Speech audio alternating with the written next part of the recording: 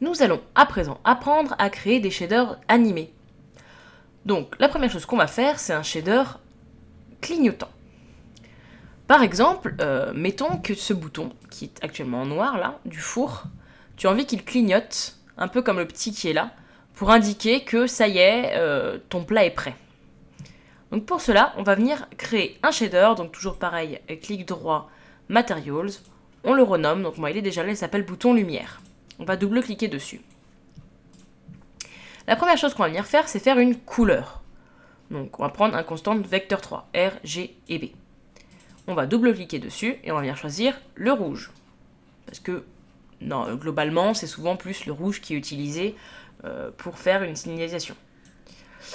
On va venir chercher un multipli. Tu vas venir faire un M et un clic gauche. Multipli. Sinon, tu peux venir le chercher ici en le tapant là dans les recherches et en le cherchant dans toute la liste. Mais voilà, c'est le petit raccourci. Donc on va venir en créer deux. 1 et 2, donc 2 multiplis. On va venir créer un paramètre. Donc pour ça, donc c'est pareil, soit tu le cherches ici, soit tu tapes S et clic gauche. Hop. Et maintenant, on va venir chercher un time. Hop, on clique et le glisse. Et un sin.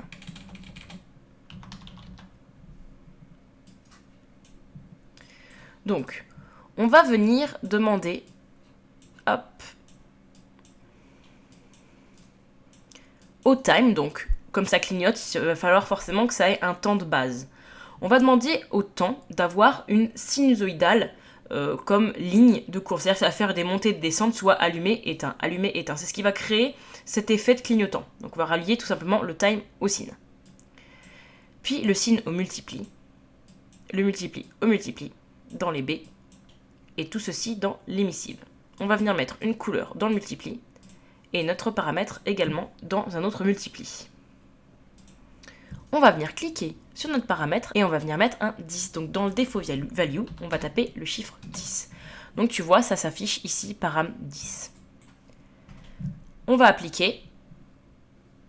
Qu'est-ce que ça signifie? Ça signifie que le temps sur une base donc sinusoïdale, à savoir allumé, éteint, va venir se multiplier à une intensité. Donc là, l'intensité c'est 10, d'où la couleur un petit peu orangée qui prend à certains instants. Et qui va venir, donc on va multiplier cette puissance à notre couleur de base dans l'émissive, c'est-à-dire que de façon alternée, on va avoir une émissive assez forte rouge qui va venir apparaître. Voilà l'explication pour les nodes de ce shader. On va venir sauvegarder et on va venir le tester en l'appliquant tout simplement dans notre scène. Donc je prends mon shader et je vais venir mettre par exemple, donc ici, c'est pas un bouton qui est spécifiquement fait pour, mais voilà, c'est pour te montrer. Donc tu vois, elle se répercute ici en haut à droite sur le petit bout de micro-ondes. Et voilà, typiquement, tu vas avoir un petit shader qui clignote. Alors, ce petit shader, tu peux t'en servir, donc par exemple pour le micro-ondes, c'est quand même un assez bon exemple, pour une télévision. Tu peux t'en servir aussi pour des panneaux de signalisation. Voilà, c'est un petit shader qui sert à pas mal de choses et qui est relativement facile et rapide à faire.